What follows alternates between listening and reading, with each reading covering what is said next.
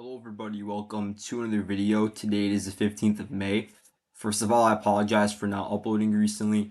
I think this is going to be a pretty common theme throughout May just due to the amount of schoolwork I have to contend with. And so I've put uploading on the back burner for a couple of days. And now I'm going to make up for that by trying to put a lot of effort into this particular video.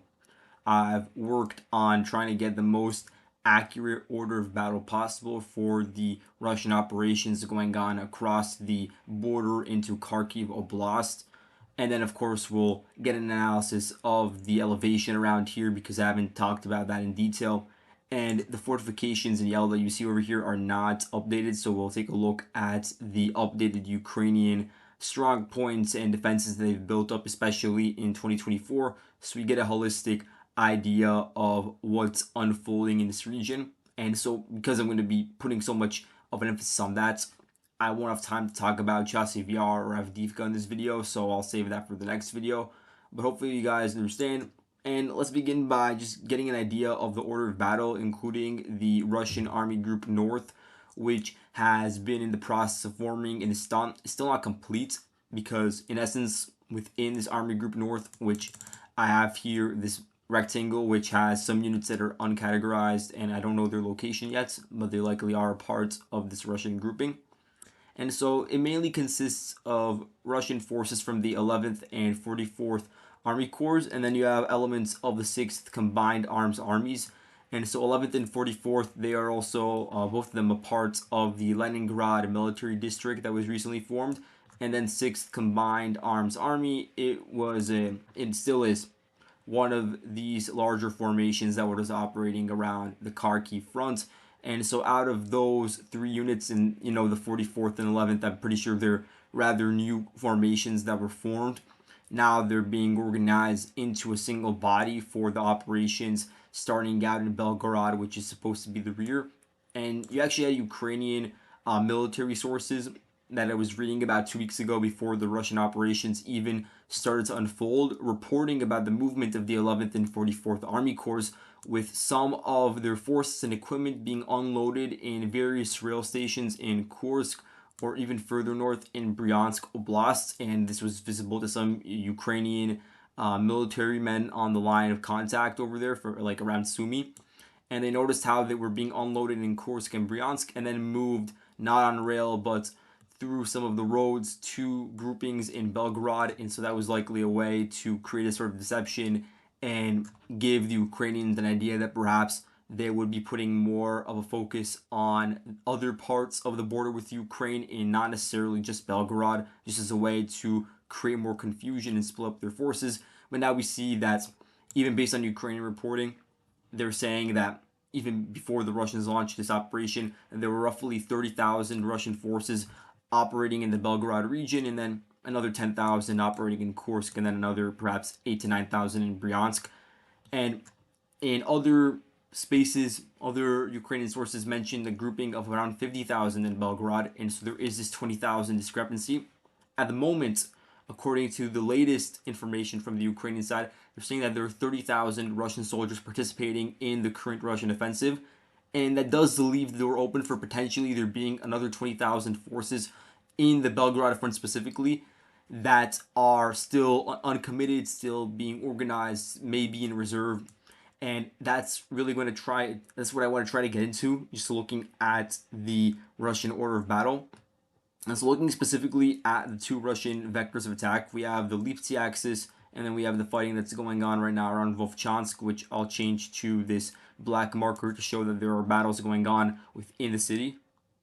So on this Lyptsi axis, which I'll mark over here, which is a very important part of the current battles, which I'll make much more clear as we go on. Lyptsi is over here. You mainly have elements of the 11th Army Corps and then some of them from the 44th. And then in terms of the smaller grouping that's doing this, you have the 18th Motor Rifle Division, and specifically you have 3 of their motorized rifle regiments and then 1 tank regiment in particular that are involved in the fighting. And then outside of the 18th Division, you have 2 other regiments within the 11th Army Corps that are operating in the Lyptsi axis. In terms of the 44th, you have specifically the 41st Motor Rifle Regiment, which is a part of the 72nd Motor Rifle Division. That division is primarily focusing on the Vovchansk axis, but does have some presence over here a bit further to the west. Then it's pretty interesting because you have a specific battalion of the 217th Airborne Regiment, and this unit is a part of the 98th VDV Division, operated around Chasiv Yar for a while, and now at least some of its forces are marked over here. And that's something that we see with some other VDV elements that were spotted by the Ukrainian side and also mentioned by Russian Telegram in the Belgorod region, you could say. So we have elements of the 104th Regiment, and then just going further to the right, you have the 3rd Battalion specifically of that regiment, which we know for sure is located in this region. And so they have not really played a major role in the recent Russian advances. It's mainly been the motor rifle regiments, but they're also in the backdrop and could play a role as an exploitation force, especially in some of the fiercer battles that are going on. So that's just something to keep in mind. And in terms of the full extent of the Russian forces operating in Lyptsi, I would say based on what we have given to us and what I've marked on the map, it's nearly 10,000, maybe like 9.7 thousand if we're just going off of the sizes of the units mentioned. And then there could be another 6,000 Russian forces generally in this area, depending on the status of the 245th Regiment, which is fighting off the attacks by the RDK back in March. And so we don't know if they're still active on the front line. And then you also have the 2nd Spetsnaz Brigade, also active 2 months ago. I'm not sure whether they're still here, but that would be a manpower boost for the current offensive. Looking at the fighting around Vovchansk, you mainly have elements of the 44th Army Corps, specifically the 72nd Motor Rifle Division, and in particular the 30th Motor Rifle Regiment of that division that is operating in this region. You also have the 1st Guards Tank Army. Again, it's really notorious, this entire army, because it was operating for a very long time in Kharkiv, Izium, then further west or further east around Luhansk, and specifically its 4th Tank Division has a presence right now in the Kharkiv area, and at least one of its territorial motor rifle regiments is fighting in this region. And then you also have the 138th Motor Rifle Brigade moving into this region fighting, and you have various other units that are either affiliated with the 44th or affiliated with other units that were previously fighting around Kupiansk that are moved into this general region. You can see them if you click on the various icons that I added into this area. 4th Motor Rifle Regiment as an example, 153rd Tank Regiment, which is a part of the 47th Tank Division. And so you do have a range of forces in this area amounting to around 14,000. And then that's not even accounting for the Ahmad Zapad forces from the Rosgvardia that have also been involved in the offensive and have pictured themselves taking over villages, raising the flags. And so they're also operating. I don't know if it's in the hundreds or low thousands, but it is certainly there, and they are taking really an active role. And so based on adding all these numbers up, it is pretty close to that 30,000 number if you include some of the units that we don't know their particular status. And so that would actually fall in line with the reporting that's coming out of Western media. And so really the question mark left is what's going on with the other 20,000 troops, whether they are really just stationed on other parts of the border or whether there's an additional 20,000 troops that are still in reserve that are being prepared, and that would create a psychological effect on the Ukrainian defenders, which would act as an incentive to continue sending reinforcements and not move them elsewhere. And that could then be used in the future for the Russian side, because then the 11th and 44th Army Corps, they're not completely finished in terms of their constitution, their buildup, and so there may be additional forces that are being added in, and those could be the 20,000 that we're unaware of. So just keep an eye out for that. And at the same time, let's look at the Ukrainian order of battle. When we look at the pre-offensive, I guess you could say pre-May 10th composition, you had about 10 to 12,000 Ukrainian forces on the border here, and they mainly consisted of these various drone units and then especially territorial defense forces that are getting a lot of flack right now. We're going to get into that as well. But they, of course, were ill-equipped, less experienced, I guess you could say older on average, and now they're being reinforced to a pretty large extent by various units that do have a lot of fighting experience and were fighting on parts of the front that were very critical and still are critical. And just as an example, you have the 47th Mechanized Brigade, fought around Chasiv Yar. Now it's been moved to this direction to repel Russian assaults on the Lyptsi axis. You do have a lot of reinforcements from the Special Operations Center Omega. They have a detachment that has drone crews that have been very active so far. You go further east, there are talks of at least one battalion within the 82nd Air Assault Brigade being moved from Verbove, the Verbaltine area, to fight in this region. And there's also the striker vehicles being filmed moving into Kharkiv Oblast.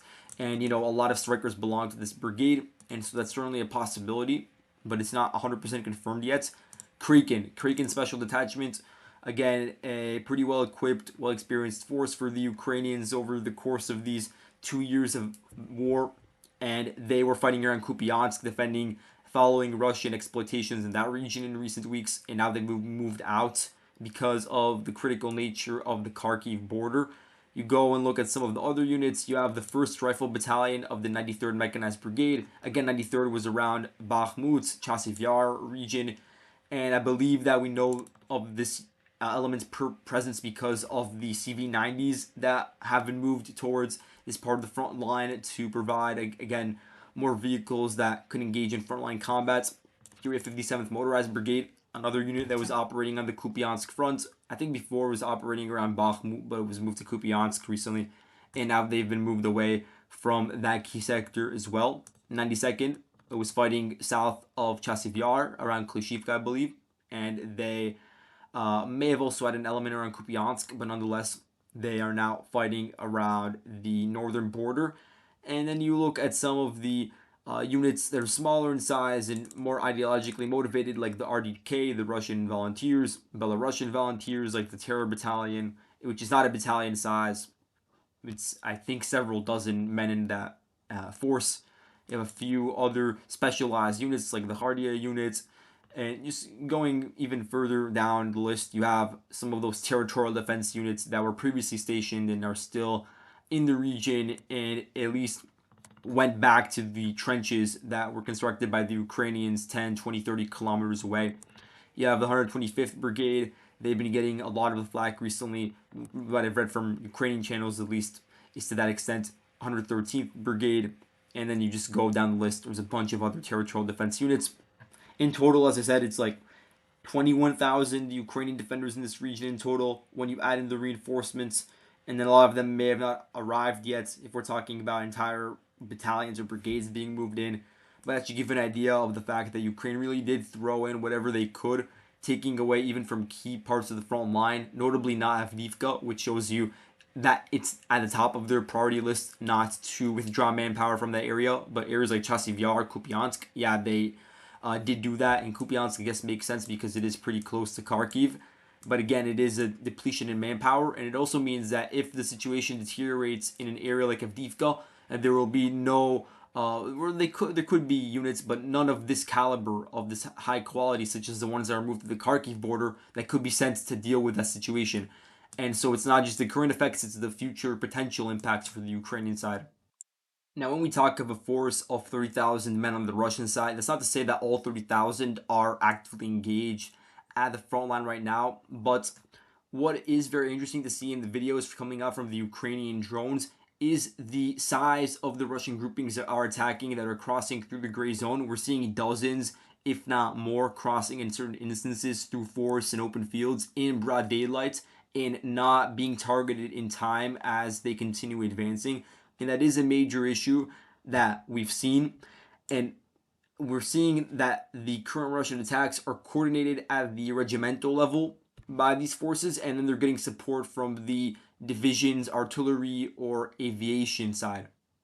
So right now there is a lot of discussion unfolding about how the situation was even able to reach this point where the Russian forces were able to break through and enter an area of Ukraine's territory that they had previously reconquered. And so just by reading the Ukrainian side, we've been able to understand this. There's a lot of moving factors that I'm going to focus on.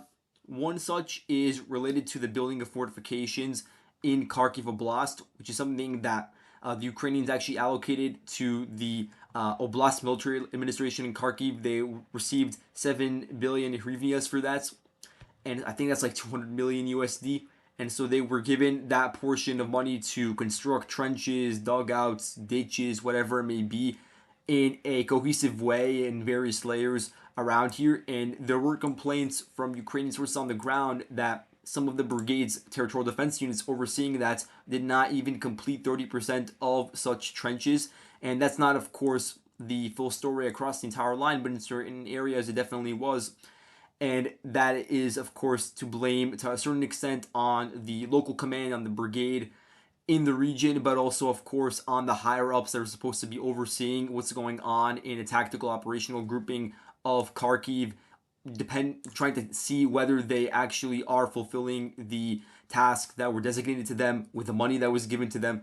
And some of the money, not the majority, not a massive amount, but certainly a chunk of it was actually redirected in certain corruption schemes, which is being reported on, for instance, in the Ukrainian Pravda newspaper, where they reported that I think it was somewhere in the ballpark of 200 million hryvnias, or actually 270 million hryvnias worth of wood contracts.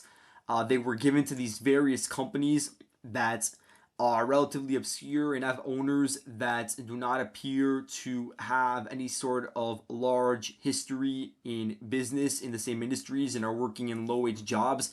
And I guess that implication would be that those were actually front companies that embezzled the money and then were pocketed by private individuals, and that would of course be the corruption of some of the local officials within the Kharkiv military administration. And so there is a backlash in Ukraine regarding that. But when you look at the proportions, 270 million out of 7 billion, that cannot be the full explanation for why this issue was caused. Of course, there's also a certain level of incompetence. There's a certain level of manpower not being able to be stationed over here to construct it in time. There's also the issue of not being able to reach close enough to the line of contact due to Russian forces constantly firing on Ukrainian forces if they were to do so.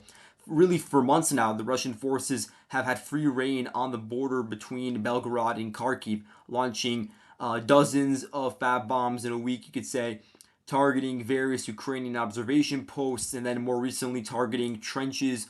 And this was in the buildup, of course, of the Russian offensive, targeting various defensive works, and then going even closer to the offensive dates. Looking at Kharkiv, there were strikes on telecommunication facilities, on energy infrastructure, on logistics, a lot of bridges being struck. And so definitely there was a Russian preparation that undermined the connectivity of the Ukrainian defensive layers in this region. And that, of course, played a role in allowing Russia to advance further before the Ukrainians could organize and respond. And that's a whole separate issue related to the communication between Ukrainian units in this region, because it was mentioned in Avdiivka that there were big issues between the communication of various brigades, and it was even worse between infantry squads and drone units, their coordination. Something that's very important to note about the fortifications that you should understand is that the area around Lyptsi is more fortified than the area east of Vovchansk, but in terms of results, we're seeing that the Russian forces were able to capture several villages and capture, I guess, a similar amount of territory, you could say even more in the Vovchansk area. Despite the fact that the Vovchansk area is less fortified, the Russians were able to capture still a pretty large amount of territory in the more fortified area to the west around Lyptsi. And so the fortifications themselves, they don't really matter if you're not manning them and holding the line over there. And it's very difficult to hold the line over there when you're subjected to intense Russian artillery and air bombardment, which is part of the reason why those territorial defense units they were compelled to withdraw further southwards to more favorable positions. But another thing to keep in mind is that this Russian assault did not come as a complete surprise to the Ukrainians. I say this because even a couple of weeks ago, we were reading about warnings coming in from Budanov, where he said that there would likely be a Russian escalation in a new part of the front line starting around mid-May going into early June. And so clearly the Ukrainians had a certain amount of intelligence surrounding this Russian operation. And this was also something that was warned about in Ukraine's main intelligence directorate, that they're now admitting But despite that fact, there was just a complete lack of preparation in the previous weeks, even though they knew about that fact. And there's a certain question as to whether it's due to incompetence or due to there being really no resources left to redirect to defend against such a Russian threat until it really came to crunch time and the Ukrainians were forced to redirect from other key parts of the front line. And so it's really important to ask those sort of questions. But in order to be fair and give you guys an accurate understanding of the situation, I'm going to show you guys a different fortification map because this one is incomplete. And so we have the fortification map made by Clement Moline. I really like this map, and of course, all credit goes to him for this. But as you can see with the yellow lines, that should give you an idea of the strong points the Ukrainians were able to construct, and the fact that there was just a pretty sizable amount of them located over here in the area north of Lyptsi, especially in comparison to Vovchansk, and all of the various chains of villages connected to Vovchansk that are centered around this river over here. Basically, nothing was built over there. And nothing was built over here in this large red rectangle as well, which is located on rather high elevation, this ridge. Nonetheless, the Ukrainians decided to construct their defense line south of Vovchansk along this particular set of fields. And I presume it has to do with some of the depth involved, which makes it less risky in building up those defenses. And you could see that it's probably around 30 kilometers away from the line of contact. And so, in terms of a sizable defensive line, and even this one is not completely finished or unified, but in comparison to some of the other current front lines, it I guess would be more defendable. You could see that it is pretty far away. And looking a bit to the west around Lyptsi, you could see how the Ukrainians were in the process of trying to build up a unified defense line a bit closer, maybe 10 kilometers away from the line of contact. It's not fully complete though, and it starts basically in this road east of Lyptsi and then goes all the way to the Donets River over here, just to the north of Stary Saltiv, for instance, and then it would sort of connect with the Ukrainian defenses that were built north of Veliki Borluk, which is a very important city or town that the Ukrainians have to hold on to, really because it's a linchpin for the Ukrainians in terms of logistics. A lot of highways meet up in that area, and it gives you access basically to the western flank of Kupiansk on a more long-term scale, something that the Russians would definitely want to have under their control. Looking west of Lyptsi, for instance, you also do have some defenses that extend in that same direction, but again, really not complete.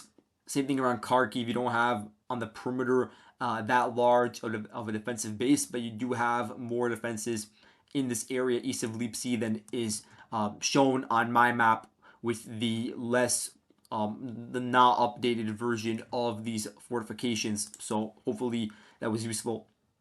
Now, one last thing I'd like to add before getting into the timeline is that immediately following the beginning of this Russian offensive, the Ukrainians replaced the commander of the operational tactical grouping of forces in Kharkiv.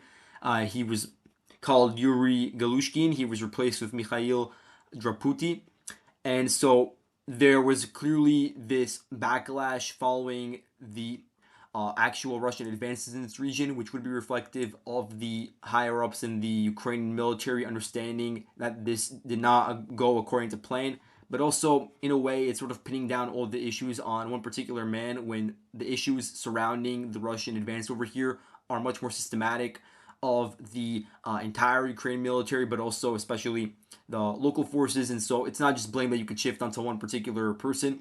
But anyway, going into the actual changes on the front line, starting around May 10th, that's when we saw the Russian momentum over here. We saw villages such as Streletsha, Krasne, Pilna, Borisivka getting captured in the initial 24 hours of the Russian assault. And this was again verified by Russian sources, Ukrainian sources. I have all the visuals marked over here to show you that you had initially Russian intense artillery and FAB bombardment. Here you have shelling of those Ukrainian positions in the initial assault. And here you have the first Ukrainian responses going around May 10th, May 11th, which mainly came in the form of FPV strikes because you don't have that many Ukrainian artillery strikes being recorded in this region. And we'll get to artillery later on in the video. But sharp Carthusians, I think that's just Peaky Blinders translated into English. by accident in this way. But basically, you have the Peaky Blinders UAV unit. They've been very active in trying to target Russian infantry clusters and vehicles. And so their drones over here hit Russian infantry near a BMP. Going to the border, you had two Russian BMPs destroyed on the first day as they were crossing over the border. And then on May 11th, you had a large Russian infantry grouping, I think of like 20 plus men crossing over the same region. Around Pilna, you had a engagement with the 47th Mechanized Brigade, and then you had the Russian forces advancing along the main road in this region, reaching all the way to the outskirts of Olinkove and Morochovets by the 11th of May, and then subsequently taking those villages over without much of a fight. And then, of course, in response, as the Russian forces were occupying this region, so you had the Peaky Blinders unit dropping grenades onto advancing Russian infantry squads on May 11th. And then over here, the Omega detachment, they had sent two FPV drones to hit Russian forces located in a shack in the region. And then you had the Russian forces in this region advancing further south and taking Hliboke, which is important because basically you have a few strongholds in the region, and then you have basically this entrance that leads you into the northern outskirts of Lyptsi, which is the general goal of the Russian formations in this region. Because Lyptsi, first of all, it's one of the largest settlements in the region, and then it gives you access to this road that connects various towns together all along this low-lying valley, all the way to the northeastern outskirts of Kharkiv. And it's not to say that the Russians want to enter those outskirts anytime soon, but being closer to them gives them the opportunity to shell those regions with shorter range artillery, which is very important. On the 13th of May, Deep State admitted that Lukyansk is under Russian control, but some other Russian maps have not updated that yet, and we don't have visual confirmation of that fact. But we do know on May 12th there was a video from the outskirts of that village from the Omega 2 detachment hitting a Russian squad. I think it was like 8 men in a tree line northeast of the village. Zelena, some Russian sources claim it's captured, but we don't have visual evidence of that yet. Russian drones, they dropped grenades and FPVs. They struck Ukrainian defenders in a trench near Zelenet on the 12th of May. And so you also have, of course, the Russian drone crews active in this region, targeting the Ukrainian defenders that did not withdraw from the line of contact at the beginning of the offensive. And you could see how the Russian forces are now about, if we measure it, I think 5.5 kilometers away from the road, the eastern road connecting Vesela to Lyptsi. And this is a very important road for the Ukrainian connectivity in the region for the 42nd Brigade. And there are a bunch of local strongholds in the region that the Russian forces are bombarding and would like to get under their control, of course. And so that's a general situation around the Lyptsi axis where you have the capture of various villages. And then when you add it up, it's somewhere in the ballpark of 80 plus square kilometers. But now let's go further east and look at Vovchansk, which personally, really from day one, I thought was the more important axis. And I guess we could talk about this more because I've always been fascinated by the part of the front line that lies in between the Donets River and the Oskil River.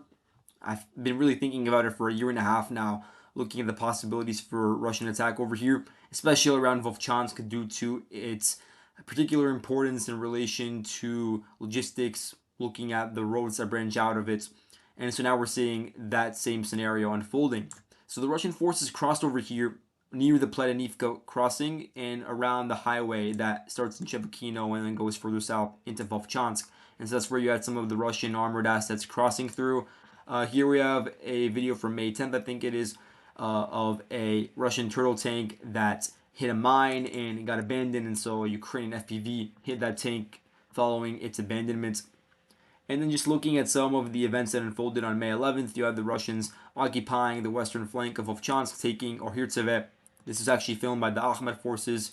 They showed that there was a battle with some of the Ukrainian defenders that did not withdraw. They showed some Ukrainian KIA in trenches nearby in the forested regions.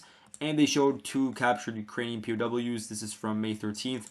Further south, Deep State, they showed on May 11th that there were 3 Russian armored fighting vehicles located in the southern part of the village, confirming a Russian presence over there. The Russians also, of course, got control over Hatishe. And going further south, over the past 24 hours, we got additional information about a Russian presence in the village of Bukhruvatka. Here's a video from 13th of May showing really dozens of Russian soldiers. It could be even more than dozens. It's just a massive amount that crossed over and used the forested regions as cover. They also took advantage of the fact that really the Ukrainians did not have a large artillery crew component operating and scanning the entire front line 24/7 to target them. And so they could afford to cross over in large groupings, which I thought this was pretty excessive in its groupings because we've really not seen anything like this on any other part of the front line throughout the entire course of the war. But just in terms of the extent, it's a pretty large amount of Russian forces marching through such a contested area. But nonetheless, they were able to advance along this path in between the two forests, reach Bukhruvatka. Then here we have a video of the Russian infantry entering, and then we have a video of Ukrainians shelling them with mortars. That should give us confirmation of the Russian entrance, and it puts into threat any other villages that are on this side of the Donetsk River. So that includes Staritsia, and then looking a bit further south, Ternova and Izbitske. Those are interesting because those two villages, the Russians would need to get under their control in order to unify the two vectors of attack. And of course, that would really solidify control over this new corridor past the previous borders. But more importantly, is the fighting that's unfolding around Vovchansk. That's where you just could see, based on the units that were moved in, that the Ukrainians clearly think that this is the most important region to defend, based on the fact they moved them the 57th, the RDK, the Kraken units, the 92nd, and the list just goes on. And so the Russian forces, starting around May 11th, they entered the outskirts of Vovchansk from the north, advancing through those open fields. Something to keep in mind is that this entire red rectangle is on a ridge that's overlooking really all of the Ukrainian frontline positions right now, because they are just based around floodplains, areas near rivers, valleys, and then you have the Russians located on various interfluves in some cases, and that gives them a local advantage. And you could see these two parallel lines. This chain of towns is just located on such lower elevation compared to the surrounding ridges, and it does leave them exposed to additional Russian attacks. And so the Russian forces, they entered the warehouses in the region. The Ukrainians yesterday acknowledged that the Russians were in the meat processing plant in the northern part of Vovchansk. And here we just have some miscellaneous videos from the region. Russians seen in the northwestern part of the town. Here we have a video from the 13th of May. This is from the Russian Volunteer Corps. They're using a BTR-82 to fire onto Russian positions in the meat processing plant. And then further south, we have this video from the RDK filming 5 Russians that were killed in the fighting in northern Vovchansk.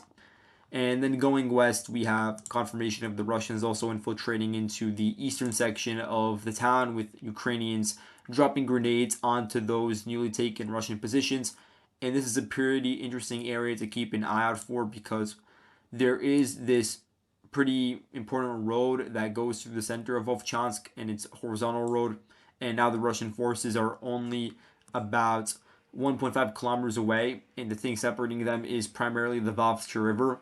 And so in order to get control of Vovchansk, then of course the Russian forces would need to cross over that river, make the obstacle a thing of the past, and then utilize the elevation differences between the Russians and Ukrainians to their advantage. Right now, Vovchansk is still primarily under Ukrainian control, but the Russian forces are solidifying control over the northern region, and we're now seeing the beginning of an urban battle in this region. But as to how long it will last, that is something that I have no idea about. And before we move on, I'd like to mention that as the Russians are conducting advances on the ground, they're also engaged in a recon war. They're engaged in a war related to artillery, airstrikes, launching ballistic missiles, cruise missiles. We're just seeing the Russian forces really uptick the extent of their targeting of Ukrainian air defense and artillery assets, especially in this Kharkiv region. We saw a massive uptick around Donetsk and Zaporozhye, Dnipro regions over the past couple of months, and now we're seeing the same thing occur on the border with the Ukraine. And so there are just so many examples of videos of Iskanders or of Lancets targeting these Ukrainian guns, for instance, and you can see some of them over here. These ones are placed pretty close to the front line, which is an issue for the Ukrainians, because On the one hand, some of these systems they do need to be placed closer to the line of contact in order to target various farther reaching Russian clusters, targeting logistics hubs, targeting groupings that have not reached the line of contact yet, for instance. Or if we're looking at air defense, targeting Russian planes, for instance, that are flying 50, 70 kilometers away because they're dropping the FAB glide bombs, they're not getting closer to the line of contact. And so then you have to move your systems closer to the front line, but then it leaves them much more exposed to being hit by counter battery fire or by these kamikaze drones. And so that's what happened around here. You have destruction of an 155 millimeter 2S-22 self-propelled gun, and then another one of these Bogdanas was destroyed by a Lancet in the same village of Borshova. And then there's just a bunch of these other incidents. You have like a dozen of these happening every day, where you have footage of Lancets targeting various Ukrainian systems coming out. Here you have a Buksam system that was destroyed by an Iskander, and you also have, of course, some bridges that are being targeted by Russian guided missiles. And just looking further north, we have here a video from the Sumy region, just from today, showing a Lancet destroying a 2K-22 Tunguska self-propelled anti-air artillery gun, a Soviet system. And so that's just a microcosm of what the Russians are doing here on a daily basis. In terms of what the Ukrainians are doing on this front, it is, again, as I said, mainly consisting of those FPV drones targeting Russian vehicles that are advancing to dismount troops or targeting specific troop clusters. And lastly, I'd like to briefly discuss the shakeup in the Russian Ministry of Defense and in terms of their leadership more generally, because I was absent when that unfolded 2 days ago. I just want to give my brief thoughts on it. And so Sergei Shoigu, who was the Russian Minister of Defense since 2012, he's now been replaced by the new Minister of Defense, Andriy Removich Belousov. And now Belousov himself, he does have a pretty long history in the economic and political sector, less so in the actual military facets, and that's pretty interesting and something that we're going to get into. And he has been involved in really some large scale Russian programs when it comes to economic matters. I would say that in terms of his personality, he's more idiosyncratic and he is not a very reactionary leader. He follows his own course, follows his own volition in certain economic matters. And so before his appointment, he was the first deputy prime minister of Russia, and he held that position since 2020. And so during that time period, he did oversee the Russian economic policy, and that included a lot of the stabilization of Russian markets post the sanctions of 2022. And of course, he also supervises various Russian national projects, finance, commerce, and as I said before, the Russian response to the sanctions. Some sources say that he isn't really affiliated with any one political faction within the Kremlin or within those various spheres of influence, which is something that is important because when you look at the reason why he replaced Shoigu, a lot of it has to do with the economics of the matter. That they wanted to get somebody who understood how to balance budgets and reduce the bloated nature, a lot of pork spending within the Russian MOD, because since the beginning of the war, it's really risen in its percentage of spending as it pertains to its relation to GDP.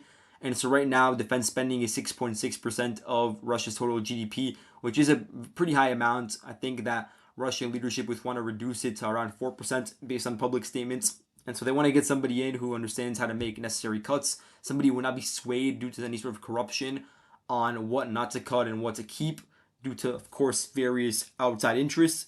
And of course, to get somebody in who is non-controversial, that's something that we've seen over here and we see in some of the appointments that were made in this recent shift. A lot of this also has to do, I would say, with really the amount of time that certain people in leadership have held positions. As we said before, Shoigu has held positions over here for like 12 years. And when you're 2 years plus into a war, in that time period, there's going to be a lot of changes to the dynamics internally, externally in Ukraine. And so definitely there has to be a shift every now and then. And that's really the only way to get novel ideas, to get innovation. And that's something that, at least from the public statements, the Russian side, they believe that they could get out of the new Minister of Defense. Now, in terms of what will happen to Shoigu, he has been sent to become the secretary of Russia's Security Council, and so that is still a pretty important role in the national security apparatus. And that Security Council will also now have a shakeup as a result.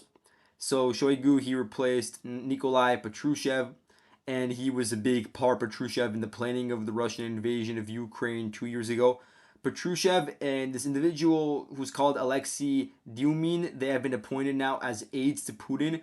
I think that you could keep an eye out for Dumin. He's a pretty young guy in comparison to some of the other leaders over here who are in their 60s and 70s. And it's really some of them are already on the way out to retirement in the coming years, regardless of what's unfolding in Ukraine. But this Dumin guy is like 51, and he was the governor of Tula Oblast. And a lot of people that I've read about in the Russian political sphere, they're saying that he is somebody that Putin is keeping an eye on, and other people in the Kremlin to be a potential successor. And so now he's being moved closer to Moscow, away from Tula, and he's going to be an aide. And you do have some other shakeups that are related to corruption. So in the same way we talked about Ukrainian corruption, there is of course a lot of corruption within the Russian MOD, and this time it's actually being investigated, and there is a certain level of accountability going on to the people involved in this particular matter. And so you have Lieutenant General Yuri Kuznetsov. He is the head. He was the head, at least, of the main personnel directorates of the MOD, and he was detained by the Russian side. He's under investigation for a corruption case relating to bribes from various commercial enterprises. And you had last month, actually, the Deputy Defense Minister, Timur Ivanov. He received bribes as well. I think they were actually even more large and encompassing when it comes to the extent of those bribes. And there are currently rumors, I don't know if they're substantiated, that the chief spokesman for the Russian MOD resigned. So there's no official statement on that. So we're going to have to wait and see. And so that's all I have for today. Thank you all for watching this video. Hopefully, this is the last 40-minute video I'll have to make because I want to make them shorter. But thank you all who stayed watching, and I'll see you guys in the next video. Goodbye.